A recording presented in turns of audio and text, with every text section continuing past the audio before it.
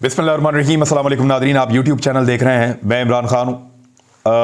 जो थोड़ा बहुत एतमाद रह गया था पीडीएम की जमातों का कि वो इलेक्शन में मुकाबला कर सकते हैं इमरान खान का, वो भी आज उड़ गया है। यानी वो सारा कुछ इनके हाथों से हो रहा है जो सियासत को खुद से तबाह कर रहा है। पहले चैलेंज किया कि इमरान खान साहब असम्बलियाँ तहलील करें, हम इलेक्शन में जाने के लिए तैयार हैं। और ये चैलेंज पूरी की पूरी पीएमएलएन ने किया, पीपल्स पार्टी ने किया, तमाम पॉलिटिकल पार्टीज ये कहती नहीं। इमरान खान साहब ने जैसे ही असम्बलियों की तहलील का ऐलान किया तो जानबूझकर उन्होंने टाइम भी दिया इनको ताकि मजीद एक्सपोज हों। और अब इलेक्शन इतना डरावना ख्वाब है, ऐसी खौफनाक चीज़ है कि उससे भागते फिर रहे हैं। और भागते भागते यहां तक पहुंच गए हैं कि रात के वक्त, यानी वो दफ्तर जो ये ऑफिसर चले जाते हैं, मैंने आज पता किया वहां से 5-6 बजे 7 बजे चले जाते हैं सब लोग, मैक्सिमम मगरिब के बाद सब लोग चले जाते हैं। लेकिन दफ्तर में सारे मौजूद रहे, फिर उनकी मौजूदगी को यकीनी बनाया गया। आप समझ जाएं कि कैसे फिर ये चीज़ें होती हैं और कौन लोग इसको मैनेज करते हैं। बड़े ताकतवर लोग हैं और बड़े लंबे हाथ हैं उनके, तो वो फिर मैनेज किया गया। और फिर तहरीक अदम एतमाद स्पीकर के खिलाफ, तहरीक अदम एतमाद डिप्टी स्पीकर के खिलाफ, तहरीक अदम एतमाद वजीर आला पंजाब के खिलाफ, और एतमाद का वोट लेने के लिए भी गवर्नर पंजाब ने कह दिया। पहले तो गवर्नर पंजाब ने एतमाद का वोट लेने का क्या कहा वो आप देख लें। मैं आपको पूरा इसका बता दूंगा कि अब होगा क्या और किस तरह होगा। अब तक की जो कैलकुलेशन हुई है, कुछ दर्जनों लोगों से बात करने के बाद जिस नतीजे पे मैं पहुंचा हूं, 2 घंटे से हम लोग लिख रहे हैं और बात कर रहे हैं। जो आइन है वो भी मेरे सामने यहाँ खुला पड़ा है कंप्यूटर में, उससे भी हम देख रहे हैं कि रूल्स ऑफ प्रोसीजर वो भी हम पढ़ रहे हैं। अब इसमें जो गवर्नर कह रहे हैं वो कह रहे हैं कि इख्तलाफात पैदा हुए हैं। चौधरी शुजात में और परवेज़ इलाही में पहले ही इख्तलाफात हैं। फिर ये कह रहे हैं कि ख्याल कास्त्रो को काबीना में लाया गया, इमरान खान साहब लाइलम थे। एक तो ये उनको लगा। दूसरा, 16 दिसंबर को काबीना में सरदार हसनैन बहादुर दरेशक की इख्तलाफ पैदा हुआ परवेज़ इलाही से और उन्होंने इस्तीफा दे दिया। वैसे ये तो खबर तो मैंने दी थी, खबर ठीक है, लेकिन हसनैन बहादुर दरेशक जो हैं उन्होंने कहा कि उन्होंने निजी वजूहात पर इस्तीफा दिया है। तीसरा, 4 दिसंबर 2022 को परवेज़ इलाही ने कहा कि वो मार्च 2023 में सूबाई असम्बली उससे पहले तहलील नहीं करेंगे, मार्च तक असम्बली चलेगी। और इमरान खान का साहब का बयानिया कि अभी तहलील कर देंगे जुम्मे को, तो ये भी इनमें भी तसाद है। तो भी जितना मर्जी तसाद हो, एक आदमी कहता है कि मैं कभी असम्बलियाँ तहलील नहीं करूँगा और अगले मिनट में वो कर देता है, तो उसकी मर्जी है, वो इत्तेहादी हैं जो मर्जी करें। लेकिन फिर भी गवर्नर साहब का ये एतराज़ है। और अगला एतराज़ ये है कि 18 दिसंबर को परवेज़ इलाही ने कहा कि इमरान खान ने मुझे साथ बिठाकर जनरल बाजवा के खिलाफ बोलकर बड़ी सख्त ज्यादती की है। ये तो गिला शिकवा उन्होंने किया है, तो ठीक है, उनकी अपनी पॉलिसी है, इमरान खान की अपनी पॉलिसी है, लेकिन वो इत्तेहादी तो है। 5वां, उन्होंने ये कहा कि इन हकायक के बाद मेरे पास सबूत है, ये हकायक सबूत हैं कि परवेज़ इलाही असम्बली में अक्सरियत खो चुके हैं। लिहाजा आर्टिकल 130 की शिक नंबर 7 के तहत पंजाब असम्बली का इजलास गवर्नर बुला रहे हैं और शाम 4 बजे उन्होंने कहा जी फिर एतमाद का वोट आप उसके बाद लें। अब देखिए, जब इजलास चल रहा होता है ना, तो मुझे कुछ लोगों ने यह भी राय दी है कि चलते हुए इजलास के अंदर एतमाद का वोट लेने के लिए नहीं कहा जा सकता। एतमाद के वोट के लिए एक नया इजलास बुलाना पड़ता है जिसमें एतमाद का वोट लेना होता है। एक नया इजलास बुलाएंगे तो उसमें एतमाद का वोट लेंगे ना। तो एक इजलास जो पहले से चल रहा है, जो खत्म ही नहीं हुआ, तो उसमें आप नया इजलास कैसे बुला सकते हैं? एक आईनी पहलू। दूसरा, ये जो वजूहात बयान की गई हैं, ये इंतहाई कमजोर वजूहात हैं। इनकी बिना पर एतमाद का वोट लेने का कहा जा सकता है या नहीं कहा जा सकता, ये एक और बड़ा सवाल पैदा हो जाएगा। एक और बड़ा सवाल है कि इन वजूहात की बिना पर एतमाद का वोट लेने का कहा जा सकता है या नहीं कहा जा सकता। जो वजूहात बज़ाहिर गवर्नर साहब ने दी हैं, और इस पर कुछ लॉयर्स का कहना है कि इनको तो अदालत में चैलेंज किया जा सकता है। हम अदालत चले जाएंगे कि गवर्नर ने एतमाद का वोट वो अगला इजलास तब बुला सकता है जब ये इजलास खत्म होगा, नंबर 1। नंबर 2, ये जो वजूहात पेश किए हैं इनकी बिना के ऊपर एतमाद का वोट लेने की जरूरत नहीं है। नंबर 3, अदम एतमाद पहले ही आ चुकी है, लिहाजा उस अदम एतमाद के ऊपर वोटिंग करवाई जा सकती है। अगर अपोजिशन के बाद नंबर पूरे हैं तो वो अदम एतमाद कर दे आके। तो ये बड़ा सिंपल हो सकता है, अदालत में जाके चैलेंज हो सकता है। तो ये तो है एतमाद के वोट का मामला। अब आ जाए अदम एतमाद। अदम एतमाद के ऊपर जब भी वोटिंग होगी ना, तो पहले होगी स्पीकर की और उसके बाद होगी डिप्टी स्पीकर की। कानून क्या कहता है इसमें, आइन क्या कहता है? रूल्स ये कहते हैं कि जब स्पीकर और डिप्टी स्पीकर के खिलाफ तहरीक अदम एतमाद पेश कर दी जाए तो उसके बाद वो चेयर नहीं कर सकते असेंबली को। अब क्योंकि वो टेबल हो गई हैं, 3 अदम एतमाद हैं, वजीर आला, स्पीकर और डिप्टी स्पीकर। तो स्पीकर और डिप्टी स्पीकर की पहले बात करते हैं कि जब उनके खिलाफ तहरीक अदम एतमाद आ जाए तो फिर वो असेंबली को चेयर नहीं कर सकते। तो कौन करेगा? तो panel of chair. Panel of chair जो है, ये जब स्पीकर और डिप्टी स्पीकर मौजूद ना हो तो दीगर अराकीन होते हैं जो आते हैं और असेंबली की प्रोसीडिंग्स को चलाते हैं। वहां पे गालिबन पाकिस्तान तहरीक इंसाफ के हैं या कुछ लोग कह रहे हैं पीपल्स पार्टी के हैं, लेकिन जो भी होगा वो पैनल ऑफ चेयर होगा और वो सबसे पहले वोटिंग करवाएगा अदम एतमाद के ऊपर स्पीकर पे। जब स्पीकर पे वोटिंग करवाएगा, जो मुझे अभी तक समझ आई है, तो वोट तो पूरे होने चाहिए, लेकिन ये है खुफिया बैलेटिंग, सीक्रेट बैलेटिंग। उसमें स्पीकर के वोट इधर उधर भी हो सकते हैं और इस मर्तबा हो जाएंगे। जितना पैसा इस्तेमाल किया जा रहा है, जितनी ताकत इस्तेमाल की जा रही है, वही गंदा घिनौना खेल पाकिस्तान में दोबारा खेला जा रहा है और कोशिश की जा रही है कि पीडीएम को बचाया जाए और पाकिस्तान में इमरान खान को हुकूमत में आने से हर सूरत में रोकने की कोशिश की जाए। तो उसके लिए एक बड़ा गंदा खेल, ताकतवर लोग और वही सारा कुछ पहले की तरह चल रहा है ऐसा लगता है। और उसमें जो है वो स्पीकर के उड़ जाने के इम्कानात इसलिए ज्यादा हैं कि हो सकता है कि काफ लीग के लोग सब्तैन खान जो स्पीकर है पंजाब असेंबली के, उनको वोट ना डालें और वो फारिग हो जाएं, और इसी तरह डिप्टी स्पीकर भी फारिग हो जाएं। लेकिन क्या परवेज इलाही फारिग हो जाएंगे? जो अदम एतमाद परवेज इलाही के खिलाफ है उसमें शो ऑफ हैंड होगा, उसमें सामने आकर वोट डालना पड़ेगा और इसके ऊपर लगेगी डिफेक्शन क्लॉज। यानी अगर किसी और पार्टी का बंदा कहीं और वोट डालेगा, यानी अदम एतमाद में पाकिस्तान तहरीक इंसाफ का एक बंदा भी पीडीएम की तरफ से वोट नहीं डाल सकता।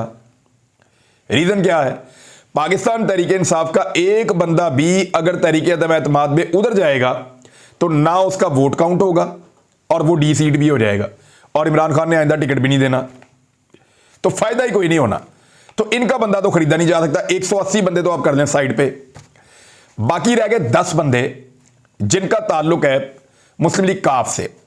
अब वहां पे एक ही रास्ता है, या परवेज इलाही साहब अपने खिलाफ अपनी पार्टी को कह दें कि मेरे खिलाफ अदम एतमाद में चले जाओ और 10 बंदे जाके वहां बैठ जाओ पीडीएम की जमातों के साथ और अदम एतमाद में मुझे उड़ा दो, क्योंकि पार्लिमानी पार्टी का ही हुक्म चलेगा ना वहां पे।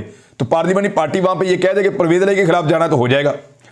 या फिर एक रास्ता और है, वो ये है कि मुस्लिम लीग काफ की पार्लिमानी पार्टी की मीटिंग हो और उसके अंदर बगावत हो जाए और बगावत के नतीजे में 6 लोग कम से कम वोट डाल दें परवेज इलाही के खिलाफ, और उसमें ये पार्टी जो है वो एक नया पार्लिमानी लीडर मुकर्रर कर दे अपना, एक ऐसा पार्लिमानी लीडर जो नया हो और जो चौधरी शुजात के करीब हो। वो पार्लिमानी लीडर जब नया आएगा तो वो पार्टी को हुक्म देगा कि आप तमाम लोग वोट डालें अदम एतमाद का परवेज इलाही के खिलाफ। तो इस तरह भी परवेज इलाही उड़ सकते हैं। और तीसरा तरीका यह है कि परवेज इलाही साहब इस सारी सूरत हाल में जो दबाव उनके ऊपर डाला जा रहा है, और प्राइवेट गाड़ियों के अंदर सुना है मीटिंग्स भी हो रही हैं, सरकारी प्रोटोकॉल, सरकारी सिक्योरिटी छोड़कर प्राइवेट गाड़ियों के अंदर जाकर जो मीटिंग्स हो रही हैं, तो इसमें हो सकता है कि परवेज इलाही साहब खुद इस्तीफा भी दे दें एक दबाव के तहत, और फिर सिचुएशन दोबारा ये आ जाए कि एक नया कायदे ऐवान चुनना है और वो कहाँ से होगा। फिर काफ लीग की सारे मिन्नत करेंगे, जो भी उस वक्त का पार्लिमानी लीडर होगा काफ लीग के ग्रुप का, कि वो उधर से जाकर बनते हैं या इधर से आकर बनते हैं। तो फिर तो एस्टेब्लिशमेंट जो है उसके हाथ में होगा थोड़ा, वो जिस तरफ को धक्का देंगे उस तरफ को ये 10 लोग 9 लोग जो बाकी बचेंगे वो चले जाएंगे। तो गेम की आपको समझ आ गई।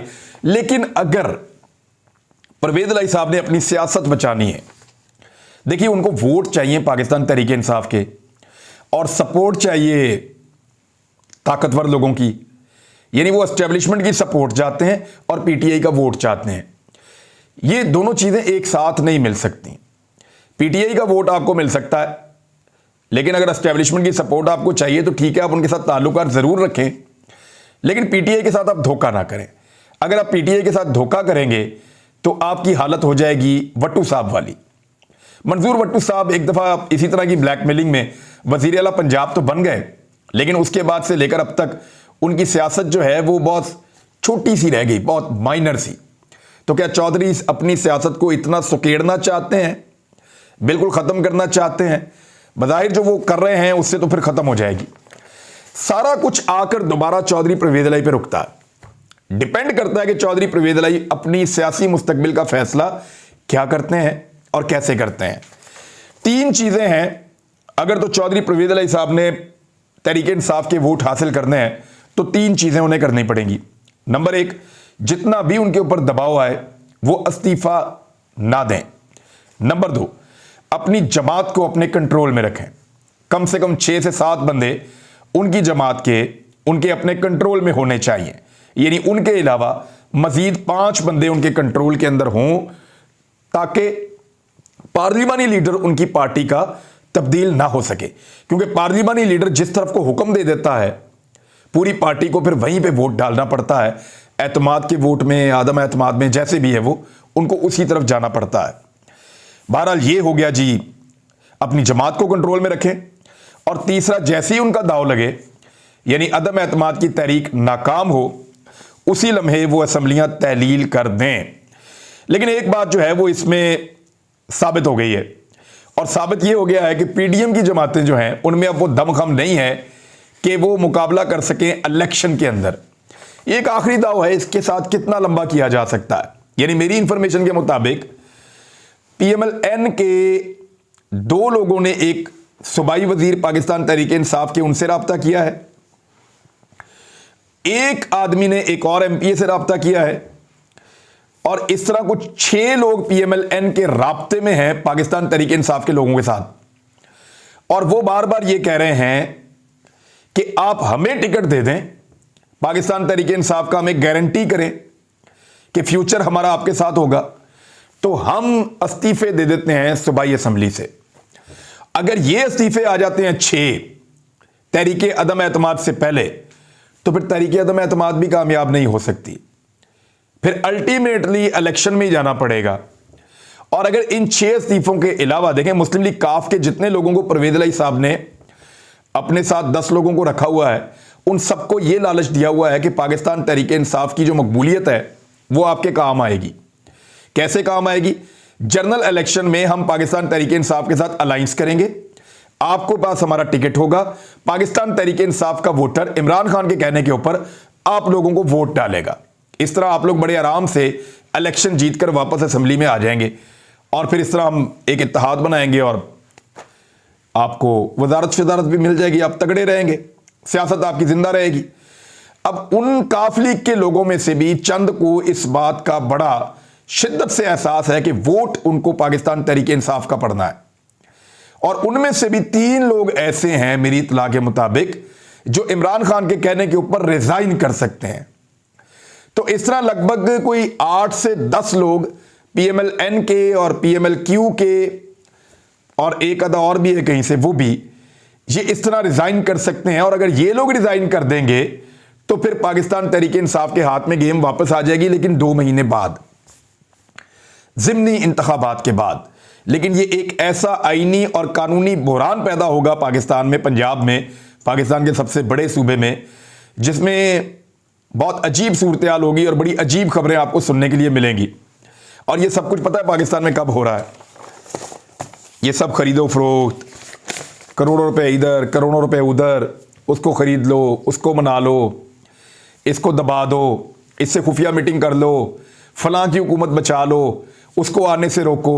ये सारी जिद, ये सारी अनापरस्ती और ये सारी सौदेबाजी उस पाकिस्तान के साथ हो रही है जो इस वक्त डिफ़ॉल्ट के किनारे पर पहुंचा हुआ है। उस पाकिस्तान के साथ हो रही है जहां दहशतगर्दी की एक नई लहर आ गई है। उस पाकिस्तान के साथ हो रही है जहां के लोग रोज़ाना गिला करते हैं, रोज़ाना शिकवा करते हैं पाकिस्तान के इदारों से, लेकिन उनकी बात नहीं सुनी जाती। हम यहां पे क्यों हैं इस हालत में? इसी तरह की हरकतों की वजह से।